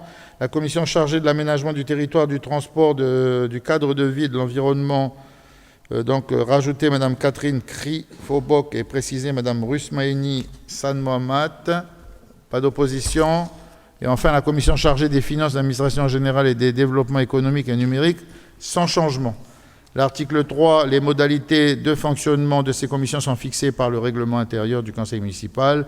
Article 4, la présente délibération abroge les délibérations dont je vous ai parlé tout à l'heure. Article 4, article 5, article de recours. Article 6, article d'exécution. Je mets la délibération au vote dans son ensemble. Qui est contre, qui s'abstient. Avis favorable du Conseil. Je crois qu'on est arrivé à la fin de l'ordre du jour. Je vous remercie. Je vous rappelle juste que le prochain Conseil, c'est le 1er décembre. Il y aura les illuminations qui débuteront, je crois, le 14 décembre. Le 1er décembre sont les illuminations, pardon. Mon cerveau a les illuminations de Noël, il va y avoir le feu vert dans la cour de la mairie.